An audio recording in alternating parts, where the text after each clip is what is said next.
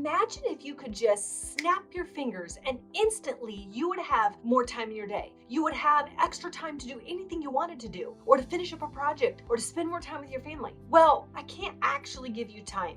I can't change the 24-hour law. However, I can help you understand how to utilize time to make you feel like you have more time. I have a 5-step process, and in this 5-step process, you will go from feeling overwhelmed, like you don't have any time, to having an abundance of time that you can actually decide what you want to do and what you don't want to do with the extra time that you have. So stay tuned.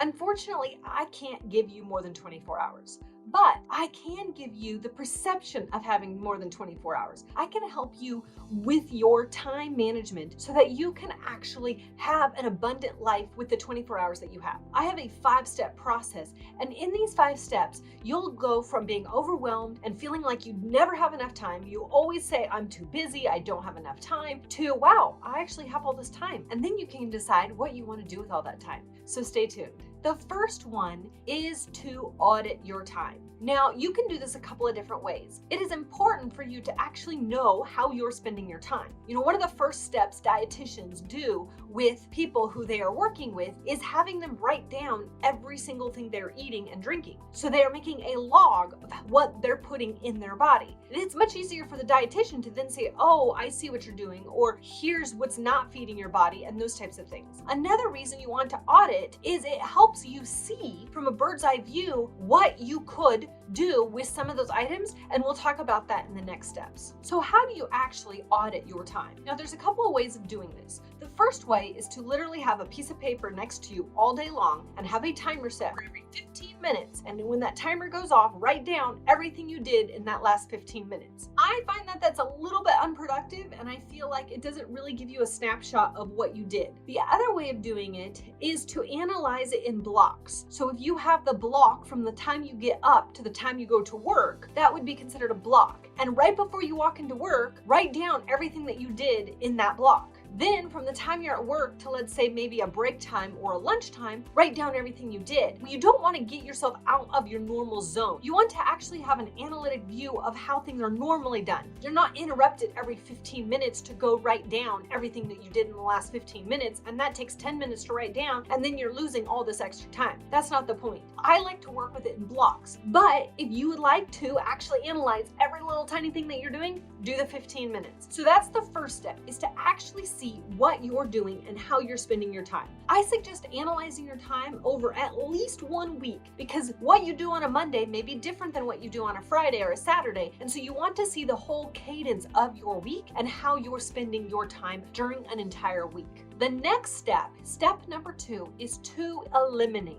This is really important. Most people want to just keep adding. I'm gonna add this and I'm gonna add this, and oh, that sounds fun, and I'm gonna do this. That happens a lot with New Year's resolutions. You tend to just add more things to your list. You don't actually go and eliminate the things that are clogging up all your time in the first place. So this is why this is step number 2. So go back through everything that you wrote down from step number 1 and decide what you should not be doing, what needs to be eliminated 100%. And I'm not saying just gets pushed to somebody else. That's in the next step. But something that actually just needs to be cut out completely and removed 100%. No more looking at it, no more doing it. It's not serving you, it's not serving your family, it's not serving your business. So go ahead and eliminate everything that you should not be doing, everything that's taking all of your time. And there may even be some hard things in there. There may be some things that are just taking up all your energy, and you need to go back and say, hey, this is not serving me. I need to pull out of this. Or this is not what's working for me and my life and my business right now. So I need to say no to this. Like, you actually need to take action here and get things off of your plate. So that's step number 2. Step number 3 is to delegate. Now, delegating is where you actually are going to look at everything that's taking up your time and decide who needs to be doing it instead of you. Who needs to be doing a specific job? Now, this could include things that you're doing at work and things you're doing at home, or things that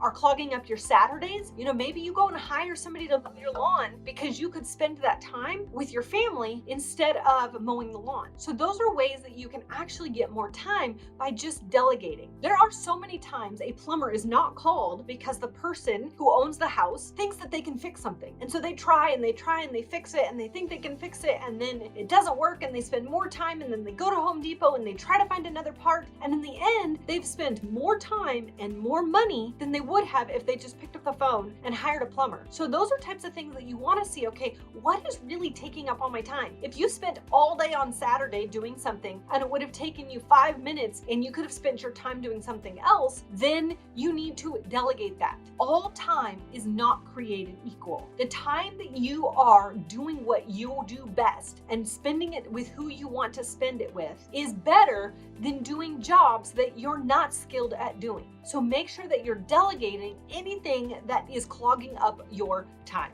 Step number 4 is where you then have all this extra time because you've eliminated a bunch of stuff off your list, you've delegated a bunch of stuff off your list, and now you're like, okay, what do I do with all this extra time? If you don't do step number 4, what happens is you slip back into bad habits and you do step number 2 and 3. You take back what you eliminated and you take back what you delegated, and all of a sudden you're back to square one and you're no better off. So this is where you want to intentionally decide what you want to add to your plate, what you want to actually do. A lot of times there's people who are trying a ton of different things, and then when they do this exercise, they realize that they're really just wanting to do the one thing. So this is where you intentionally decide the one thing you're going to do. Maybe it's adding an exercise program, maybe it's reading some more books, maybe it's spending more time with your kids, maybe it's joining something that you really want to join. But whatever the case is, make sure that you are being intentional with your time. Now, the 5th thing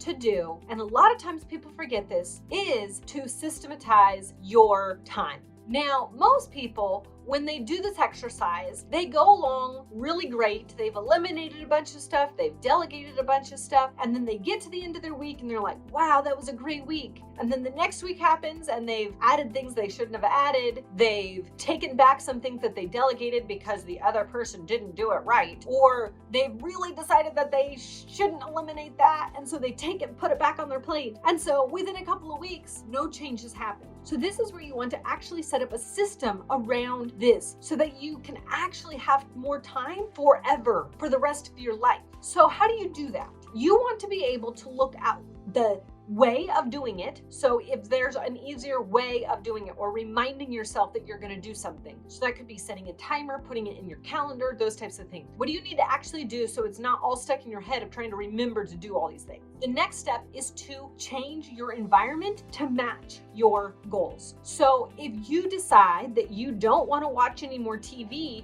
during the week, or you don't want to watch any more TV at all, don't have your TV be right in front of your couch. Move it out of the way, and then maybe occasionally if you want to watch a movie, bring it back in. But that way you don't just sit down on the couch, grab the remote, turn the TV on, and before you know it, you've wasted 3 hours of your time when you decided that you didn't want to do that in the first place. So you want to make sure that you set up your environment to support your new way of utilizing time. If you want to eliminate your junk food in your house, don't go have the junk food still in the pantry. Remove it out of your house so that way when you open up your fridge, it only has healthy options there. When your environment supports what you have decided, it's much easier and more automated for you to follow through. And then another thing that you can do in this step is to get support. Find somebody who can help you be accountable. This means that you tell them what your goals are, what you've eliminated, what you've delegated, what you're going to fill your time with, and then you check in with them and say, hey, guess what? This is how my week went. This is what's happening. Now, with any type of system, you will not hit the nail on the head the first time. You're going to realize that there are still some things you're hanging on to.